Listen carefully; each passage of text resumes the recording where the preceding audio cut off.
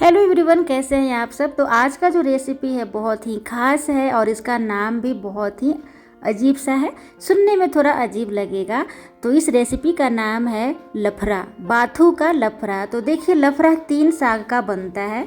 या तो आप बाथू का बनाइए, आज मैंने बाथू को ले लिया है और सिर्फ इसका पत्ता लिया है, मतलब ऊपर का जो पत्ता होता है वो, और डंठल को हटा दिया है। देखिए इस तरीके से, और काफ़ी बढ़िया से इसे मैंने धो लिया है 4 से 5 पानी बदलते हुए। ठीक है, तो आज तो मैं बाथू का लफड़ा बनाऊंगी। आप 3 साग का बना सकते हैं, जैसे कि सिर्फ बाथू का, या फिर चना का जो होता है साग उसका, या फिर मटर का जो साग होता है उसका। 3 साग का लफड़ा बनाया जाता है, बहुत ही टेस्टी बनता है। आप यकीन मानिए, एक बार ज़रूर इसे बनाकर देखिए। गांव में इस तरीके से बनाया जाता है। मेरे पापा को ये तो बहुत ज़्यादा पसंद है। तो काफ़ी बढ़िया से बाथू को बारीक बारीक काट लेंगे। काटने के बाद यहाँ पे मैंने 1 चम्मच जीरा, 1 चम्मच काली मिर्च जिसे गोलकी कहते हैं, और 2 बड़ा बड़ा लहसुन की कलियाँ लिया है। और देखिए, लाल मिर्च सूखा वाला ही लीजिएगा। लफड़ा में, जो बाथू का लफड़ा बनाया जाता है, तो इसमें लाल मिर्च का ही इस्तेमाल किया जाता है। तो अपने तीखा के अनुसार ले लीजिएगा। यहाँ पे मैंने 2 तेज पत्र लिया है और इसे तोड़ लिया है। आधा चम्मच मैंने लिया है हल्दी पाउडर। सबको काफ़ी बढ़िया से पेस्ट बना लेंगे। यहाँ पे मैंने कढ़ाई को गर्म किया है, इसमें डाला है अपने मात्रा के अनुसार सरसों तेल, और उसमें डाल दिया है जीरा। और जीरा जब काफ़ी बढ़िया से तड़क जाए, अच्छा सा ब्राउन कलर आ जाए, तो पीसा हुआ मसाला भी इसमें डाल देंगे और काफ़ी बढ़िया से पानी सूखने तक इसे फ्राई करेंगे, यानी भूनेंगे। और जब तेल अलग हो जाए और मसाला अलग हो जाए, तब आगे का प्रोसेस करेंगे।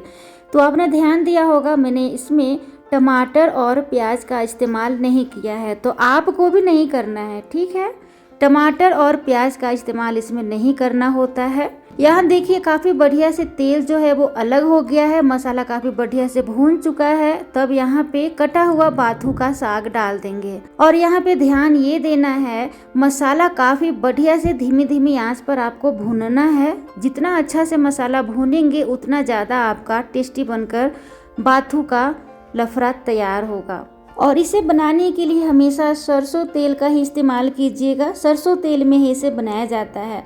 मसाला को काफ़ी बढ़िया से मिक्स करेंगे साग में, और अब ऊपर से नमक डालेंगे। नमक हमेशा ऊपर से साग में डालिएगा, मसाला में कभी भी मत डालिएगा, क्योंकि इसमें पानी नहीं डाला जाता है ना।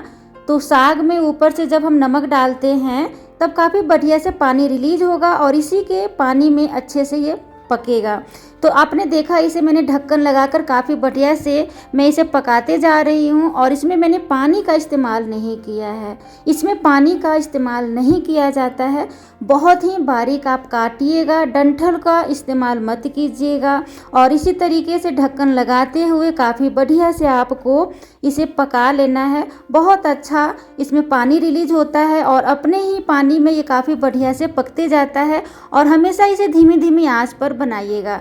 जब काफ़ी बढ़िया से आपका साग पक जाए, तब लास्ट में आंच को तेज़ कीजिएगा, और तेज़ करके काफ़ी बढ़िया से इसे सुखा लेना है।